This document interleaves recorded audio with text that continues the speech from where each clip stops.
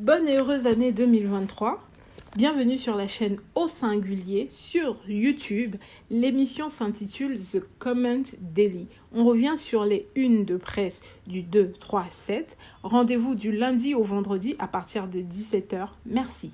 Après le discours du chef de l'État à la nation à l'occasion de la fin d'année 2022 et du nouvel an 2023, à la une aujourd'hui, chaque journal décrypte et analyse ce message.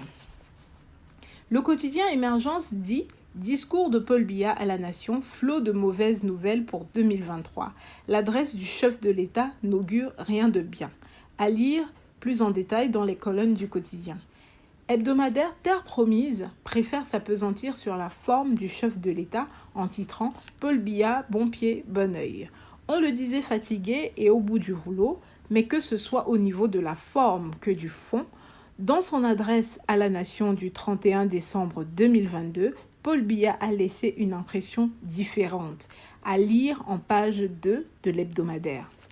L'hebdo Vision économique, message du chef de l'État à la nation, les grands projets économiques annoncés en 2023. C'est à lire en page 5 jusqu'à 7. Cette nouvelle année sera particulièrement marquée par le démarrage d'importants chantiers économiques dans les secteurs miniers et énergétiques, ainsi que la mise en service des grandes usines. Pour la transformation locale de la matière première extraite du riche potentiel de notre sous-sol, pour paraphraser le chef de l'État, il a autorisé le démarrage de 3 projets visant à développer le potentiel minier. Il précise que si il est vrai que le pays dispose d'un sous-sol riche en ressources minières, le secteur minier hors pétrole ne contribue qu'à hauteur de 1% du produit intérieur brut du pays. Le Cameroun Tribune qui préfère boire le verre à moitié plein, titre Paul Biya à ses compatriotes, notre politique d'inclusion sociale va se poursuivre dans son message de fin d'année.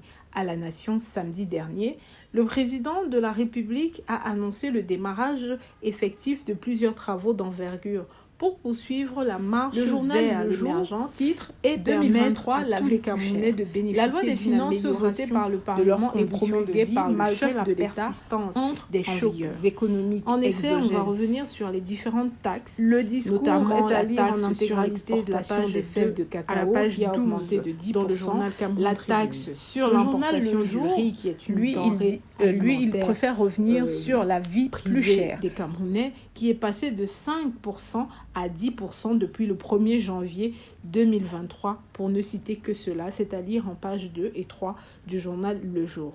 Nouvelle expression, on revient notamment sur le discours en disant « Discours à la nation, Biya esquive son bilan ». Selon le journal Nouvelle expression, dans son adresse à ses compatriotes le 31/12 dernier, le président de la République n'a plus fait allusion à ses nombreuses promesses faites dans un discours de l'an dernier.